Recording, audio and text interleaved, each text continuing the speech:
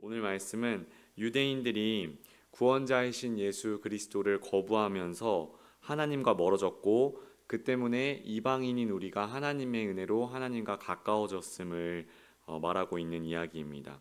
이 이야기를 사도 바울은 가지가 접붙여졌다는 비유를 통해서 설명하고 있습니다. 저는 농사를 지어본 적이 한 번도 없지만 인터넷에서 찾아봤습니다. 농부들은 농작물이 더 튼튼하게 자라서 열매를 맺게 하게 하려고 서로 다른 식물을 접붙이는 농법을 사용한다고 합니다. 대표적으로 고엽나무에 감나무 가지를 접붙이는 농법이 있는데, 고엽나무 가지를 비스듬히 잘라서 그 잘린 부분에 감나무 가지를 접붙이는 것이라고 합니다. 그렇게 붙여서 전목용 테이프로 둘둘 감으면 이 감나무는 고엽나무의 뿌리로부터 올라오는 양분을 받아서 감 열매를 맺게 됩니다.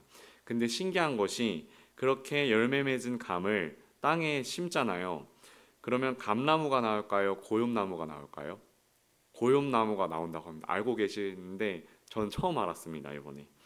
하나님께서는 이런 자연의 신비를 통해서 오늘 성경으로 말씀하고 계십니다. 17절 말씀 보시겠습니다. 17절 말씀 보시면 또한 가지 얼마가 꺾였는데 라고 말씀합니다. 여기서 꺾여버린 가지는 유대인들을 뜻합니다. 유대인들은 하나님이신 예수님이 눈앞에 나타났는데 그분이 하나님이신 줄 모르고 거부했습니다. 그리고 십자가에 못 박아 죽여버리고 말았습니다. 그래서 자기들이 스스로 하나님을 거부하고 하나님과 멀어진 것입니다. 바울은 그렇게 하나님으로부터 떨어져 나간 유대인들을 일컬어서 가지가 꺾여버렸다라고 설명하고 있습니다.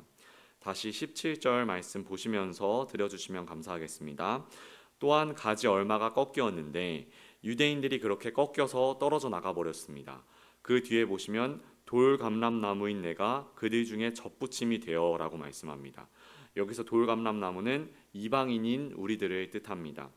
유대인이 떨어져 나간 자리에 우리가 접붙여진 것입니다. 마치 아까 말씀드린 감나무 가지가 고엽나무에 접붙여진 것처럼 말입니다.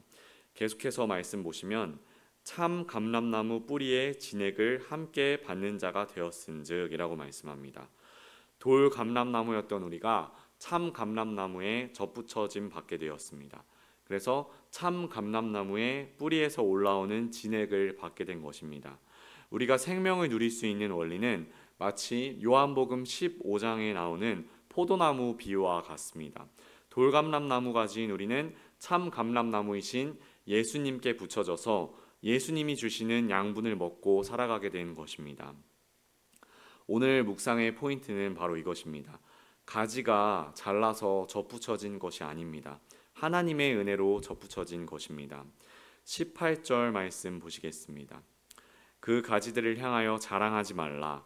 자랑할지라도 내가 뿌리를 보전하는 것이 아니요 뿌리가 너를 보전하는 것이니라. 가지가 양분을 받고 과실을 맺을 수 있는 이유는 뿌리에서부터 올라오는 영양분이 있기 때문입니다. 인생의 모든 문제는 가지가 자꾸만 나무가 되려 하는 데 있습니다. 가지가 할 일은 그저 겸손히 나무에게 붙어 있는 것입니다. 내가 열매를 맺었다고 자랑할 것도 없고 내가 특별한 가지라고 교만할 수도 없는 것입니다. 어떤 그리스도인들은 자기가 잘나서 구원받은 것이라 생각하고 교만한 사람들이 있습니다. 마치 2000년 전 유대인들이 자기들만 하나님께 특별하게 선택받았다는 선민의식을 가지고 있었던 것처럼 말입니다.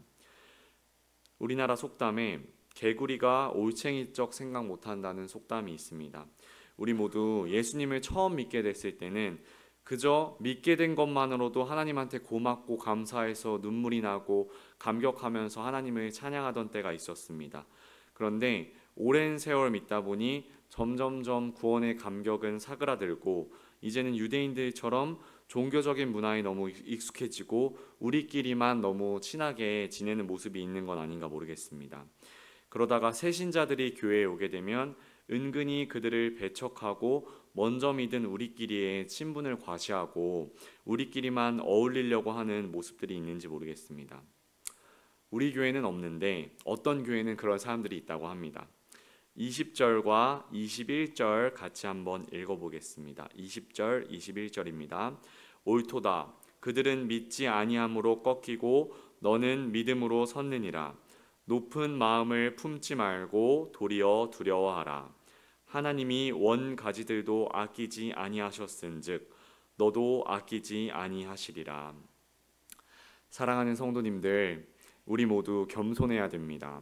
그리스도인은 올챙이 시절을 생각하는 개구리가 되어야 합니다. 그리스도인은 하나님의 은혜로 구원받았음을 항상 기억하면서 살아가야 합니다. 가지가 잘나서 양분을 받고 열매를 맺는 것이 아닙니다.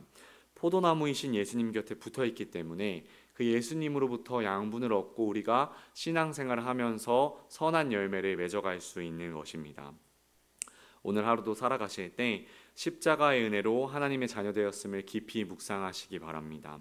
겸손하게 하나님과 동행하는 저와 여러분 되시기를 예수님 이름으로 축복합니다.